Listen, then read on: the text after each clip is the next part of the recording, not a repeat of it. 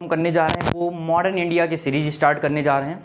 आपसे हमने कहा था कि आपको 17 तारीख को पहला लेक्चर मिलेगा, लेकिन कुछ प्रॉब्लम होने के कारण आपका लेक्चर नहीं आ पाया। तो अब स्टार्ट होने जा रहा है और हर 2 दिन बाद या 3 मैक्सिमम 3 जाएगा, इससे आगे नहीं जाएगा।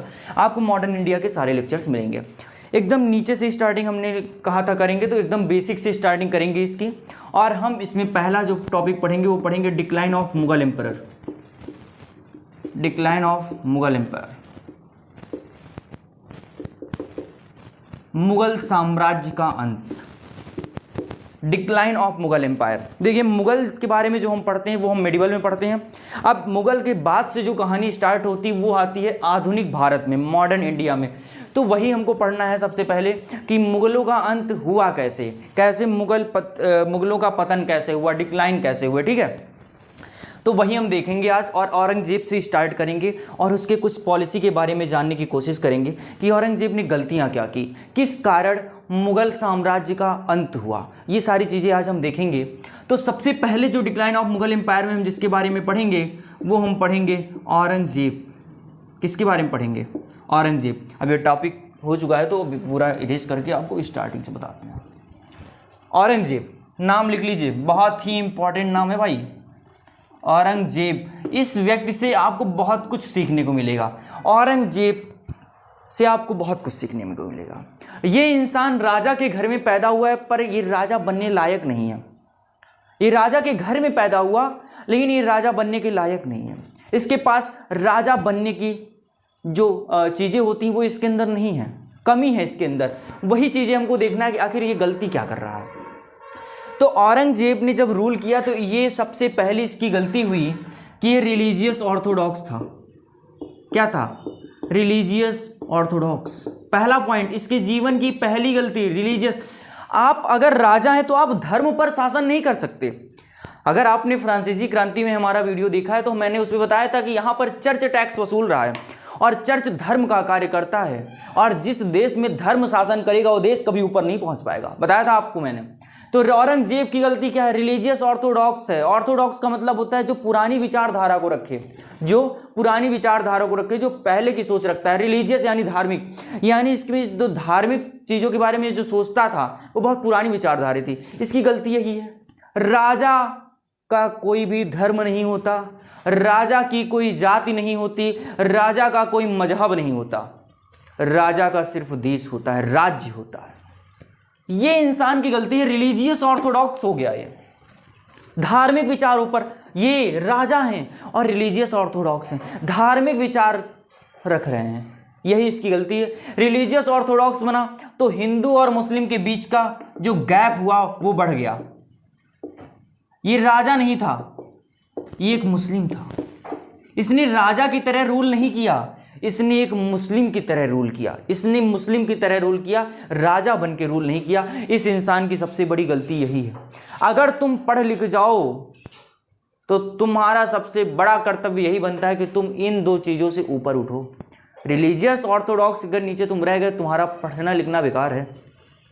तुम ये गलती नहीं करोगे अगर तुम पढ़ लिख जाओगे। तो पहली गलती हुई, रिलीजियस ऑर्थोडॉक्स हो गया सर, धार्मिक रूढ़िवादी है, हिंदू मुस्लिम के बीच को गैप बढ़ा रहा है, हिंदुओं को पसंद नहीं कर रहा है। ये गलती है औरंगजेब की। दूसरी बात, सबसे बड़ी बात, वॉर विथ राजपूत गलती है। आज बहुत बड़ा सूत्र आपको बताता हूं, बहुत बड़ा, जिंदगी सूत्रों पर आधारित करिए आप।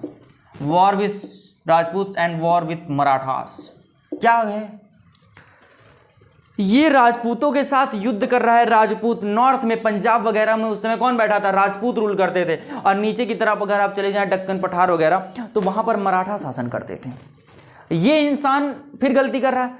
तुम राजा अगर हो तो अपने दुश्मनों का यूज करो। काबिल इंसान कभी भी दुश्मन की दुश्मनी को बढ़ाता नहीं है।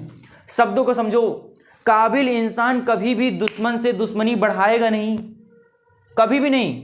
अगर आपका दुश्मन योग्य है तो उसको दोस्त बनाओ, दुश्मनों को यूज करना सीख जाओ। अकबर ने क्या किया? अकबर ने क्या किया? राजपूतों का यूज किया, अपने दुश्मनों का यूज किया, दुश्मनों का उपयोग कर लिया। ये दुश्मनों से दुश्मनी बढ़ा रहा है। शिवाजी से अपनी दुश्मनी, जब तुमको पता चल रहा है कि शिवाजी एकदम बहादुर एकदम योग्य व्यक्ति, उसको बिठाओ दरबार में, अपनी कुर्सी पर बिठा दो, सम्मान दो इतना कि वो तुम्हारे लिए काम करे। ये इंसान इस बात को समझ नहीं आ पाया। तुमको यही समझना है कि अपने दुश्मनों से दुश्मनी बढ़ानी नहीं है, दुश्मनों का उपयोग करना है अपने लिए। अगर किसी तुम्हारे दुश्मन के पास योग्यता है तो उसकी योग्यता का उपयोग करो, ना कि उसकी योग्यता की अवहेलना करो। ये है औरंगजेब की गलती। बहुत बड़ा सूत्र है सर, दुश्मनों से दुश्मनी बढ़ानी नहीं है। तुम ये सारी चीज़ें अगर सीख जाओगे तो तुम जीवन में समझदार हो जाओगे, और जीवन में अगर तुम समझदार हो गए तो फिर तुमको हराने के लिए कोई भी शक्ति नहीं पैदा हुई है। तुम शक्ति कोई है ही नहीं जो तुमको हरा सके। ये नहीं समझ पाया तो पूरा देखो, अकबर महान कहलाता है, औरंगजेब इसीलिए तो महान नहीं कहलाता है। मुस्लिम भी जो गाली देते हैं इसको, मुस्लिम लोग भी गाली देते हैं, जबकि धार्मिक कट्टरपंथी था, मुस्लिम लोग भी गाली देते हैं। गलती क्या है? Religious Orthodox. दूसरी बात, अपने दुश्मनों से दुश्मनी बढ़ा रहा है ये इंसान। राजपूतों के साथ संधि करके उनका यूज करो। अकबर ने राजपूतों के साथ संधि करके पूरे देश पर कब्जा कर लिया, पूरे देश पर रूल किया। अकबर महान है इसीलिए। रिलीजियस ऑर्थोडॉक्स नहीं है, सारे धर्मों को बढ़ावा कर रहा है, सारे धर्मों को बढ़ा रहा है, हिंदुओं के लिए भी, मुस्लिमों के लिए भी, क्रिश्चियन के लिए भी, सारे धर्म, बौद्ध धर्म को भी, सबको बढ़ा रहा है, सबको। मराठा नीचे जा रहा है, लेकिन नीचे गया नहीं पूरी तरह से, राजपूतों को अपना दोस्त बना लिया। राजा मान सिंह राजपूत हैं, अकबर के लिए लड़ रहे हैं, अकबर के सेनापति। बताओ, अपने दुश्मनों को यूज कर रहा है कि उसमें दुश्मन भी उसको जिताने की कोशिश कर रहे हैं। जब तुम्हारा दुश्मन ही तुमको जिताने की कोशिश करने लगे तो तुम्हारा दुश्मन हुआ कौन? जब तुम्हारा दुश्मन ही तुम्हारे लिए लड़ रहा है तो तुम हार कैसे सकते हो? तुम हारोगे। तुम्हारा दुश्मन ही जब तुम्हारे लिए लड़ने लगे तुम हार ही नहीं सकते। यह है एक राजा की पहचान, ये एक काबिलियत। इसीलिए तो मैंने कहा कि ये राजा के घर में पैदा हुआ, लेकिन राजा की काबिलियत नहीं है इस इंसान के अंदर कि अपने दुश्मनों को दुश्मनी जो है वो और बढ़ा रहा है। दूसरी बात, मराठा के साथ संघर्ष, वॉर विथ मराठास। शिवाजी चुभने लगे। इस इंसान को जिंदगी भर के लिए एक इंसान ने दुख पहुंचाया हो, शिवाजी, एक जमींदार का बेटा। कभी चर्चा करेंगे, अगर आप लोग कहेंगे कमेंट्स बॉक्स में बताइएगा। अगर आपको शिवाजी के बारे में जानना है तो आपकी चर्चा करेंगे। बहुत ही महान इंसान। इसीलिए अगर आप कभी मराठी लोगों के सामने शिवाजी बोल देंगे तो आपको शायद आपसे कह भी दें कि छत्रपति लगाइए, महाराज छत्रपति शिवाजी महाराज लगाइए। जो इंसान आपको रहने के लिए, जो आपको सम्मान दे, वजूद दे, जो आपकी एग्जिस्टेंस को बताए, वो राजा होता है। जो आपकी एग्जिस्टेंस को बताए वो राजा होता है, महाराजा होता है। इसीलिए जब आप मराठा के पास जाएंगे, मराठी लोगों के पास, और उनसे अगर कह दिए कि शिवाजी सिर्फ, तो आपको कुछ कह सकते हैं, आपके साथ अपशब्द का भी प्रयोग कर सकते हैं। क्यों? क्योंकि शिवाजी ने मराठाओं को अपना वजूद दिलाया, वजूद, एग्जिस्टेंस। उन्हीं की वजह से आज मराठा राज्य बना है, एक साम्राज्य बनाया है। तो वो भगवान की तरह पूछते हैं शिवाजी को। और जब ये औरंगजेब ने देखा कि शिवाजी एक जमींदार का बेटा, यही तो है, औरंगजेब के घर में राजा है, पूरा खानदानी राजा है, लेकिन इसके पास राजा बनने की काबिलियत नहीं है। और शिवाजी, बहुत ही इंपॉर्टेंट नाम आपके लिए, छत्रपति शिवाजी महाराज। छत्रपति शिवाजी महाराज एक जमींदार का लड़का और मराठा साम्राज्य की स्थापना कर देता है। एक जमींदार का लड़का, गौर करिए, जमींदार का लड़का। इसीलिए आपकी काबिलियत आपके जन्म, धर्म, जाति पर आधारित नहीं है। योग्य व्यक्ति अपनी योग्यता दिखा के रहता है। अब यही तुमको समझना है। और जब शिवाजी अपनी योग्यता का प्रचार प्रसार करने लगे तो शिवाजी ने क्या किया? मुगलों के ऊपर तमाचा मारने की कोशिश की। तमाचा कैसे मारा? सूरत को लूट लिया। सूरत पर अधिकार किसका है? औरंगजेब का। और लूट कौन लिया? शिवाजी। मुगलों पर तमाचा मार दिया शिवाजी ने। और क्या किया इन्होंने? सूरत पर कब्जा। अब तुम्हारे चीज में कोई कंट्रोल और वहां पर कोई दूसरा आके लूट के चला जाए, इतनी हैसियत जिससे पूरी दुनिया डरती हो, वो भी उसके कब्जे में लूट के लिए चले। अब औरंगजेब के लिए शिवाजी एक चिंता का विषय बन गया। और औरंगजेब ने अपना पूरा जीवन शिवाजी को हराने में लगा दिया। पूरा जीवन लगा दिया इस व्यक्ति ने। अपने सारे सेनापति एक के बाद एक के बाद एक के बाद सबको भेजा, सबको शिवाजी ने मार दिया। योग्य व्यक्ति है ना, योग्य है, सारी चीजों को ध्यान में रखता है, प्रजा का भी ध्यान रखता है, अपने फायदे के लिए भी ध्यान रखता है, चारों तरफ ध्यान रहता है। और इसीलिए शिवाजी कभी औरंगजेब से हारे ही नहीं। अब शिवाजी की जब मृत्यु हो गई तो इनके बेटे आए संभाजी। कौन आए? संभाजी। मराठा की बात बता रहे हैं सर आपको। संभाजी कौन आए? संभाजी। अब ये व्यक्ति संभाजी को मारने की कोशिश करने लगा। शिवाजी को तो मार ही नहीं पाए, संभाजी को, और संभाजी से थोड़ी गलती हुई तो इन्होंने संभाजी को कैप्चर करके मार दिया। अब संभाजी खत्म यानी राजा खत्म। राजा खत्म तो तुम लड़ोगे किससे? ये है पागल इंसान। इसीलिए तो आपसे बार बार कह रहा हूं कि ये राजा है परंतु इसके अंदर राजा की काबिलियत की बातें नहीं है। संभाजी आ गए, जब संभाजी को तुमने मार दिया तो तुम प्यादों से लड़ोगे। चेस के गेम में जब राजा खत्म तो खत्म गेम। ये इंसान इस बात को नहीं समझ सका। राजा खत्म हो गया, प्रजा से लड़ रहा है। अब प्रजा से लड़ोगे तो तुमको मिलेगा क्या? तुम खुद सोचो। राजा से लड़ोगे, अगर जीतोगे तो तुमको मिलेगा कुछ। अब तुम प्रजा से लड़ रहे हो जिसके पास खुद कुछ नहीं है, तो वो तुमको क्या देगा? वो तुमको देगा क्या? यही है इस इंसान की गलती। वॉर विद मराठास, नीचे लड़े जा रहे हैं, और जब वॉर विद मराठास हुए, जब नीचे लड़ेंगे तो इसने क्रिएट कर दिया अपसेंस इन नॉर्थ। इस व्यक्ति ने मुगल साम्राज्य के पतन की नींव रखी है, अपसेंस इन नॉर्थ। जब वॉर विद मराठा यानी जब मराठाओं के साथ संघर्ष चला इतने सालों तक, तो ऊपर क्या होगा? ये ऊपर कोई बचा नहीं राजा, क्योंकि ये नीचे लड़ रहे हैं। तो ऊपर जो बड़े बड़े साम्राज्य यानी जो इनके नीचे, औरंगजेब के नीचे काम करते थे, अब उनको इंडिपेंडेंट स्टेट्स की भावना पैदा होने लगी। अब वो इंडिपेंडेंट स्टेट्स की चाह रखने लगे कि काश औरंगजेब ही ना होता, हम इंडिपेंडेंट शासन करते, हम इंडिपेंडेंट स्वतंत्र होकर शासन करते। तो अपसेंस इन नॉर्थ क्या कर दिया इसने? इंडिपेंडेंट स्टेट्स की नींव रख दी सर, इंडिपेंडेंट स्टेट्स की नींव रख दी। और फिर क्या होता है, इतनी सारी चीज़ों को बढ़ाने के बाद इस औरंगजेब की 1707 में डेथ हो जाती है। कब डेथ होती है? 1707 में। तो औरंगजेब ने मुगल साम्राज्य के पतन की नींव रखी सर, बता दिया आपको। रिलीजियस ऑर्थोडॉक्स कैसे? जिजिया टैक्स लगा दिया, जजिया टैक्स।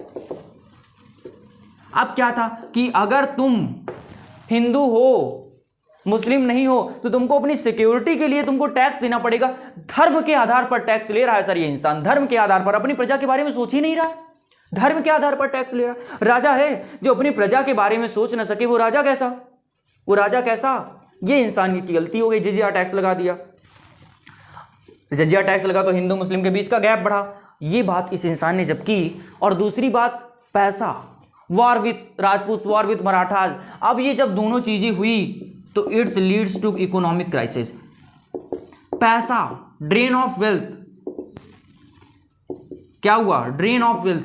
पैसा जो मुगल साम्राज्य में इतना खड़ा था, जब इतने युद्ध लड़ोगे तो पैसा कम होगा ही होगा, तो ड्रेन ऑफ वेल्थ भी हुआ। इस इंसान ने अपने पूरे जीवन में संघर्ष किया, मिला नहीं कुछ, हाथ में कुछ पैसा भी गया, सारी चीजें गई, सम्मान गया, और इतिहास में इसके ऊपर एक प्रश्नवाचक चिन्ह लग गया, इसके कैरेक्टर पर प्रश्नवाचक चिन्ह लग गया। ये बातें अगर आपको समझ में आई हो तो आगे चले, जाहिर सी बातें आई होंगी। तो अब औरंगजेब की ये कहानी थी। अब इसने क्या कर दिया? मुगल साम्राज्य के पतन की नींव रख दी सर औरंगजेब ने। अब इसके बाद भी कुछ मुगल साम्राज्य के ही कुछ जो नियम थे वो गलत थे, जिसकी वजह से ये पूरा खत्म हुआ। बताते हैं आपको। अब ये जब खत्म होगा, जब औरंगजेब की मृत्यु हुई, जब औरंगजेब की मृत्यु हो गई तो यानी जाहिर सी बात है दूसरा रूलर आएगा। लेकिन दिक्कत ये थी मुगल साम्राज्य में कि किसी की मृत्यु के बाद अगर दूसरा राजा आएगा तो उसके कोई नीति नहीं थी कि इनके बाद इनका बड़ा बेटा आएगा, ऐसा कुछ नहीं था। तो क्या होता था, यहाँ पर वॉर ऑफ सक्सेशन होते थे। सक्सेशन का मतलब जो आगे राजा बन के आएगा। तो वॉर ऑफ सक्सेशन जो था, इसके लिए कोई नींव थी ही नहीं, यानी कोई नीति थी ही नहीं, कोई पॉलिसी थी ही नहीं, कोई पॉलिसी नहीं थी, no policy, no policy for war of succession. तो अब क्या था? वॉर ऑफ सक्सेशन यानी अब होगा ही होगा, युद्ध होगा। अब राजा बनने के लिए युद्ध होगा। तो औरंगजेब की जब मृत्यु हुई तो इनके 3 बेटों पर क्या हुआ? युद्ध छिड़ा। इनके 3 बेटों के बीच में युद्ध छिड़ा, और 3 बेटों में से बहादुर शाह जफर बने विजयी। कौन बना? बहादुर शाह जफर, 65 ईयर्स ओल्ड, 65 साल के थे बहादुर शाह जफर, और ये गद्दी पर बैठते हैं मुगल साम्राज्य की। काफी अच्छा इंसान है, लर्न है, डिग्निफाइड है और एबल है। इसने काफी चीजों को सुधारा, जिजिया टैक्स को हटा दिया, राजपूतों के साथ कनेक्शन बिठाया। इसने सोचा कि भाई ये गलत बात करके गए औरंगजेब, ये इसीलिए तो कहा है कि पढ़ा लिखा है, समझदार है, एबल है, योग्य व्यक्ति है, इसने राजपूतों के साथ संबंध बनाया। इसको पता चल गया कि अगर हम राजपूतों से दुश्मनी लेंगे तो हम अपने पैर पे कुल्हाड़ी मार रहे हैं। हम अपने दुश्मन की दुश्मनी को बढ़ाना नहीं है, दुश्मन का उपयोग करना है। ये बात ठान लो, अपनी आम जिंदगी में भी इसको लगाओ। दुश्मन से दुश्मनी नहीं बढ़ानी है, दुश्मनों का उपयोग करो। तुम दुश्मनों को उपयोग कर लिए तो तुम महान बनोगे। बहादुर शाह जफर ने ऐसा ही किया।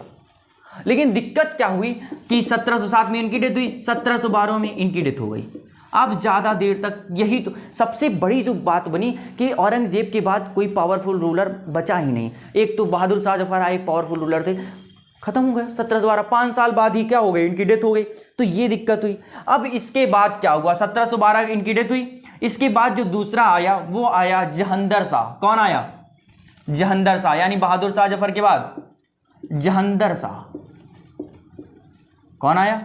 जहंदर शाह। अब जहंदर शाह अपने दम पर आया नहीं, ये आया जुल्फिकर खान की वजह से। किसकी वजह से? जुल्फिकर खान। सारी बातें बताएंगे, डोंट वरी। जुल्फिकर खान। जहंदर शाह जो था, जहंदर शाह जब आया, जहंदर शाह जब आया तो जुल्फिकर खान की वजह से आया। किसकी वजह से आया? जुल्फिकर खान। किसकी वजह से? जुल्फिकर खान। अब जुल्फिकर खान जब आए तो जुल्फिकर खान जो थे ये बहुत बड़े नोबल थे उस समय, बहुत बड़े नोबल। कौन थे? बहुत बड़े नोबल। ये बहुत ही पढ़े लिखे थे, बहुत पढ़े लिखे। ये भी थे डिग्निफाइड इंसान, एबल इंसान, एक योग्य व्यक्ति इंसान है ये। इसके पास बहुत योग्यता, बहुत ही समझदार। तो जुल्फिकर खान की वजह से जहंदर शाह आया। और ये है पागल इंसान, ये सिर्फ किसके लिए भागता है? प्लीजर। किसके लिए भागता है? प्लीजर। प्लीजर क्या होता है? सुख। सुख। राजा सुख भोगने के लिए पैदा नहीं होता, ये इंसान सुख भोग रहा है। सारी चीजें संभाल कौन रहा है? जुल्फिकर खान। लेकिन क्या होता है कि कुछ नोबल्स जब देखते हैं कि भाई जुल्फिकर खान बहुत आगे जा रहा है, बहुत आगे, इस इंसान ने बहुत बड़ा बहुत बड़ा तरीके से एडमिनिस्ट्रेटिव सिस्टम को सुधारा, इसने राजपूतों के साथ अलायंस कर लिया, सब कुछ अलायंस किया मराठाओं के साथ। और क्या किया, इस इंसान की गलती सिर्फ एक हुई कि इसने रेवेन्यू फार्मिंग ले आया। कौन ले आया? ये रेवेन्यू फार्मिंग इसने स्टार्ट कर दी। क्या होता है sir revenue farming? Revenue farming ये होती है कि अभी तक तोदरमल ने जो स्टार्ट किया था वो ये था कि एक फिक्स रेट था कि आपको इतने पैसे देने हैं। इसमें क्या हुआ, यानी आप जमीन में उगाते हैं तो आपको फिक्स रेट है कि आप इतने पैसे देंगे। रेवेन्यू फार्मिंग में क्या था कि फिक्स रेट तालुकदार जमींदार से लेंगे और वो चाहे जितना लें, इससे कोई मतलब नहीं है। तो जब जितना पैसा ले लें जमींदार मतलब किसानों से, तो किसानों पर ज़्यादा अब उनको दबाव बनाया जाएगा ज़्यादा पैसे देने के लिए। तो उनको क्या किया गया? सप्रेस किया गया, या ऑपरेशन ऑन प्रेजेंट्स। बढ़ा दिया सर, दबाव को बढ़ाया, अत्याचार को बढ़ा दिया। सिर्फ ये इस इंसान की गलती थी, रेवेन्यू फार्मिंग। अब जुल्फिकर खान जब अपने चरमोत्कर्ष चरम सीमा पर पहुंच गया अपनी योग्यता पर, तो जो और नोबल्स थे उन्होंने इनके कान भरने शुरू कर दिए। जहंदर शाह के क्या भरने शुरू कर दिए? कान। और कहा कि ये सर आपके खिलाफ जा रहा है, ये तुमको हटाने की कोशिश कर रहा है, इसीलिए इतना ऊपर जा रहा है, जनता का भी जनमत इकट्ठा कर रहा है। जहंदर शाह के कान भर दिए। अब जहंदर शाह के पास इतनी ताकत नहीं कि अपने वजीर को हटा दें, पढ़ा लिखा है ना, हटा नहीं सकते। तो जहंदर शाह हटा नहीं पाए। लेकिन क्या हुआ कि अब अंदर ही अंदर इन दोनों के बीच के रिश्ते खराब हो गए। और जब भी आपके घर में दिक्कत होगी बाहरी फायदा उठाएंगे। तो इस समय बाहरी फायदा उठाया और इनके ऊपर क्या कर दिया गया? हमला किया गया। और इसके बाद सैयद ब्रदर्स ने क्या किया? रूल किया। किसने रूल किया? सैयद ब्रदर्स। दो भाई थे और दोनों भाइयों ने क्या किया? रूल किया। और सैयद ब्रदर्स ने क्या किया? सैयद ब्रदर्स ने सबसे पहले बिठाया फारूक सियार को। फारूक सियार इसी का भतीजा है सर, जहंदर शाह का नेफ्यू फारूक सियार गद्दी पर बैठता है। लेकिन क्या होता है, फारूक सियार इनके सैयद ब्रदर्स के खिलाफ रिवोल्ट कर देता है। तो फारूक सियार के बाद आते हैं मोहम्मद शाह रंगीला। इनके बारे में ज़्यादा बताने के लिए कुछ है नहीं, बता सकते हैं, लेकिन आपके लिए जो इंपॉर्टेंट है वो बता रहे हैं, खत्म करना है क्योंकि जल्दी से। तो सैयद ब्रदर्स किसको बिठाते हैं? फारूक सियार के बाद कौन आता है? मोहम्मद शाह रंगीला। नाम से समझ में आ रहा होगा इसका कैरेक्टर, रंगीला, रंगीन मिजाज का आदमी, मोहम्मद शाह रंगीला, इसीलिए इसको मोहम्मद शाह रंगीला कहते हैं। मोहम्मद शाह रंगीला ये कोर्ट में बैठा रहता था। ये एक ऐसा इंसान था, राजा होकर के तुम अपने मंत्रियों से क्या करोगे, घूस मांगोगे। तो जो इसके दरबारी घूस मांगते थे उसमें से भी अपना प्रतिशत मांगता था, अपनी हिस्सेदारी। ये राजा होकर के हिस्सेदारी मांग रहा है। ये है राजा होकर के। तुम राजा बनके दूसरे से पैसा मांगोगे? नहीं, नहीं है, तब भी नहीं मांगोगे। एक राजा कभी भी अपनी परेशानियां दूसरों को नहीं जाहिर होने देता। कभी भी अपनी खासियत और अपनी कमजोरी अगर तुम राजा हो तो दूसरों को नहीं बताओगे। मिर्जापुर देखे हो, कालीन भैया कभी शराब पीते हुए आपको मिले? नहीं। पीता भी रहा होगा, तुमको नहीं दिखाई देगा। ये है सरकार। अमिताभ बच्चन को देखियो, कैरेक्टर देखो उसका। पिक्चरों से अगर तुम देखते हुए सीखने का प्रयास करो, एक पॉइंट ऑफ व्यू अपना निर्धारित करो। ये थोड़ी ना देख लिया बस, देखो तो समझने का प्रयास करो, वहां से कैरेक्टर से जो समझ में आता है। मोहम्मद शाह रंगीला राजा है, रंगीन मिजाज का आदमी है। राजा बनके ये सारी चीजें आपको नष्ट कर देंगी। नष्ट। शक्ति इकट्ठा करना है तो तुम सुख नहीं भोग सकते। सुख भोगोगे तो तुम राजा नहीं बन सकते। मोहम्मद शाह रंगीला। अब मोहम्मद शाह रंगीला के समय में यूरोपियन भारत में आ चुके हैं, यूरोपीय भारत में आ चुके हैं। बैठे हैं नीचे, ताक लगाए कि समय मिले तो प्रहार करें, समय मिले तो प्रहार करें। आपको पूरी कहानी एक बार फिर से बताएंगे जब यूरोपियन, इसी के बाद जो अगला लेक्चर आएगा, यूरोपियन इन्वेजन, कैसे आक्रमण किया, कैसे भारत की सोने की चिड़िया देखने को उनको मिली, कैसे पहली बार देखा अंग्रेजों ने भारत के गांवों को, और जैसे ही गांवों को, भारत के गांवों को देखा, सेल्फ इंडिपेंडेंट। इंपोर्ट हो रहा है सर, एक्सपोर्ट हो रहा है, इंपोर्ट हो ही नहीं रहा। दूसरे से पैसा आ रहा है, जा ही नहीं रहा, तो पैसा बढ़ेगा ना तुम्हारे घर का। दूसरे से पैसा, कोई दूसरे घर वाला है, तुम उससे पैसा ले रहे हो, अपने घर से दे ही नहीं, तुम्हारा पैसा बढ़ेगा। जैसे ही अंग्रेज आए तो देखा पैसे की बाढ़ लगी हुई सर। इसीलिए गोल्डन चिड़िया, गोल्डन स्पैरो, सोने की चिड़िया कहा गया। इस पर डीप में चर्चा करेंगे। अभी मोहम्मद शाह रंगीला के समय में आते हैं। तो मोहम्मद शाह रंगीला एक रंगील मिजाज का आदमी, इसको कोई फर्क नहीं देश में क्या हो रहा है, कुछ क्या, कोई मतलब नहीं इस इंसान से। और इसी के समय में नादिर शाह, नादिर शाह कौन? नादिर शाह, ईरान का नादिर शाह भारत पर क्या कर देता है? इन्वेजन। भारत पर क्या कर देता है? हमला। नादिर शाह। तो क्या हुआ, अब मोहम्मद शाह रंगीला को लगा कि भारत कहां आ पाएंगे, ये भारत कहां आ पाएंगे। तो देखो अब इनके बारे में बहुत चर्चा करें, नादिर शाह बहुत चर्चा करेंगे इस पर। तो मोहम्मद शाह रंगीला के समय पर कौन आया? नादिर शाह, इन्वेजन। अब इसने स्टार्ट किया लूटना। तो भारत में पहले पाकिस्तान वगैरह था, तो इसने स्टार्ट किया, सारे लूटे। और जब पेशावर पर पहुंच गया तब भी इस इंसान को पता ही नहीं चला, पेशावर पाकिस्तान पता ही नहीं चला। इस इंसान को लग रहा है ना मोहम्मद शाह को, नादिर शाह नहीं आएगा। तुम्हारे घर से 2 किलोमीटर दूरी पर तुम पर हमला करने के लिए आ रहा हो, तुम कह रहे हो हमारे ऊपर नहीं आएगा। ये है राजा, इनको कोई फर्क ही नहीं पड़ रहा कि नादिर शाह हमारे ऊपर अटैक करने के लिए आ रहा है। और नादिर शाह पेशावर के बाद करनाल पर, दिल्ली से कुछ दूर है करनाल, कहाँ? करनाल। करनाल पे क्या होता है?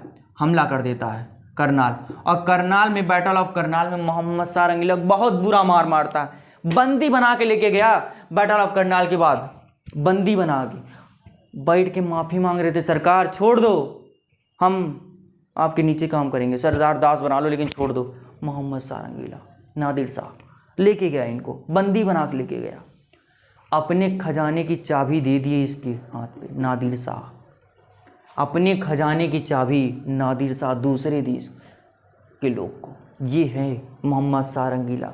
पूरे भारत के खजाने की चाबी किसके पास? नादिर शाह के पास। और नादिर शाह ने जितने दिन तक यहाँ पर रहा भारत में, नमाज किसके नाम पर? जो नमाज पढ़ी जाती वो एम्परर, यानी जो देश का सर्वप्रथम उसके नाम पर पढ़ी जाती थी, मुगल बादशाह के नाम पर। जितने भी दिन रहा बादशाह की कुर्सी पर बैठा। किसकी कुर्सी पर बैठा? बादशाह की, नादिर शाह। और दूसरी बात, जितनी भी नमाज पढ़ी गई वो नादिर शाह के नाम पर पढ़ी गई। ये मोहम्मद शाह रंगीला, इनको बंदी बना के रखा, मुर्गे की तरह मुर्गा बना के रखा मोहम्मद शाह रंगीला को। छोड़ा नहीं, भीख मांगते थे, छोड़ दो सरकार, नादिर शाह से। और उसके बाद जब खजाने की चाबी दी गई, इतना पैसा लेके गया, इतना पैसा लेके गया, इतना पैसा लेके गया यहाँ से कि 3 साल तक टैक्स ही नहीं लिया। 3 साल तक टैक्स ही नहीं लिया ईरान के लोगों से। इतना पैसा यहाँ से लेके गया, इतना पैसा। 10,000 घोड़े लदा है पैसा ऊपर, 300 हाथी, पैसा लदा, इतना पैसा लेके गया नादिर शाह। रूल करने के लिए नहीं आया था, लूटने के लिए आया था। और इसने ही मोहम्मद नादिर शाह कोहिनूर भी लेके गया भारत से। कोहिनूर कौन लेके गया? नादिर शाह। और कोहिनूर का नाम भी कोहिनूर नादिर शाह ने रखा था। क्या रखा था? कोहिनूर हीरे का नाम कोहिनूर किसने रखा? नादिर शाह ने रखा। अब जब नादिर शाह ने मोहम्मद शाह रंगीला पर अटैक्स किया, मोहम्मद शाह रंगीला पर हमला किया, तो जितने भी यूरोपीय थे भारत में, अंग्रेज, पुर्तगाली और फ्रांस, मैसेज मिल गया सर इनको, ये दक्षिण में बैठे हुए हैं, इनको मैसेज मिल गया कि अब भारत में सेंट्रल पावर नहीं बची है, भारत में सेंट्रल पावर नहीं बची है, अब हमारा समय आ गया है भारत पर। और इसी तरह से नादिर शाह ने एक मैसेज दे दिया, किसको? यूरोपीय कंपनियों को, कि अब तुम क्या कर सकते हो? शासन। और इसी तरह से यूरोपीय शासन की नींव पड़ी और भारत में मुगल शासन का दबदबा खत्म होते गया। ये था आज के लिए। अगले लेक्चर में हम आपको समझाएंगे यूरोपियन इन्वेजन, कैसे यूरोप की कंपनी भारत में आके हमला करती हैं और कैसे ये सारे मैसेज एक बार हम फिर से बताएंगे। और 1498 से स्टार्ट करेंगे। वास्को डी गामा भारत के सी रूट की खोज भारत की खोज नहीं करता है, दिमाग में बिठा लो। वास्को डी गामा ने भारत की खोज नहीं की, भारत के जाने के लिए सी रूट, समुद्री रास्ते की खोज की। सारी बात करेंगे अब इसके ऊपर। मिलते हैं अगले लेक्चर में। जय हिंद।